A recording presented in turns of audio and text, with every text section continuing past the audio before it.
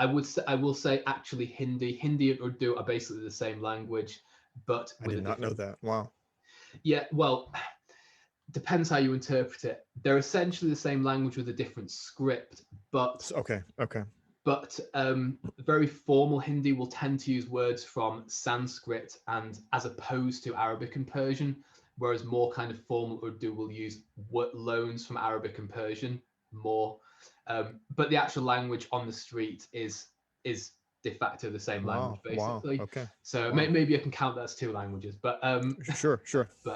I don't know. So I'm doing a lot of listening to that, and the majority I probably can't. The majority is actually very difficult to understand, but because I know what happens in English, it's that concept of comprehensible input, learning the pattern, getting more used to the patterns, and a very, very high density of words. Um, Again, Arabic when I can, usually listening mostly through the playlist from Link. I've listened to a few other audiobooks as well. My listening isn't really at the point where I can comprehend most of them, but to acquire vocabulary, actually something which I've started doing quite recently and I think is really useful. So for any viewers, if you're about to click off this video, watch this. This will help you. Is that well, over here I've got some these are flashcards. You can probably see the Arabic on one side. Yep. But on the other side, is actually Spanish.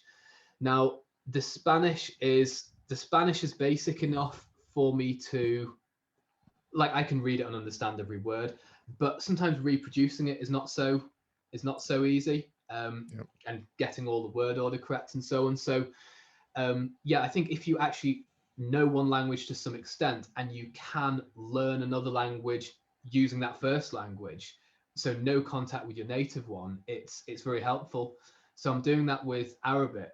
I'm doing this with Urdu as well. But a little hack that I've done is I've kind of cheated because the Urdu words are actually written in the Latin script. Oh, okay. Sure. Now, this is not because I'm too lazy or cannot be bothered to learn the Urdu alphabet. I do know the alphabet, but vocabulary acquisition is my priority and I don't have a huge amount of time. So by getting quite a few phrases in the different language, it means that I can learn the vocabulary on these cards quite a lot and not just stall on trying to read a given word.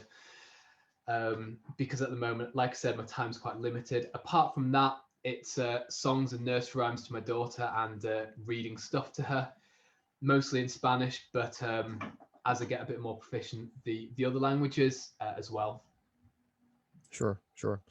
The and again, this is probably a question based on um perception, I guess. But how would you describe the Spanish speaking population there in the United Kingdom? The Spanish speaking, quite. I mean, it's not that often that you will just come across a Spaniard or a Spanish speaker. I mean, I know there's a lot more in America. Like even last time when I went in New York, there was a lot. And as you go to sort of well, obviously Miami, there's loads, and California and so on.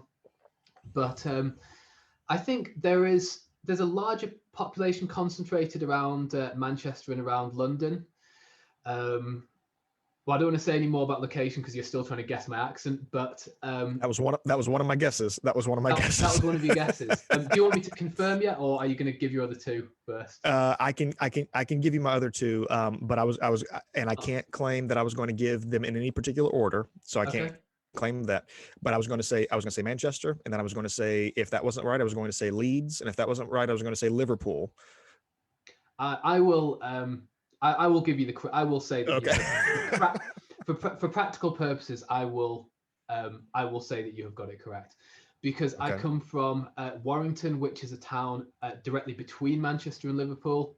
Oh well, there you go. Okay. Okay. And it has elements of both. But I am actually genuinely really impressed because my accent is not actually that typical of either of those places. Obviously, I think the vowels are quite northern, but there are ways of speaking that are quite common in both Manchester, Liverpool, and Warrington, which I don't really have. And even some English people will say, "Are you more southern?" So very well done. I appreciate that. Thank you. Thank you. And Leeds is not that far away as well. So Okay, yeah. Well, I knew it was. I knew it was. Um, all three of those areas are essentially what would be considered northwest England, correct? Northwest. Yeah, Okay. So that was, and then my if I had struck out in baseball terminology, if I had was 0 for 3, I was going to just say London, but that was my those were the three cities that I thought about. So well done indeed. Thank you very much. Thank you.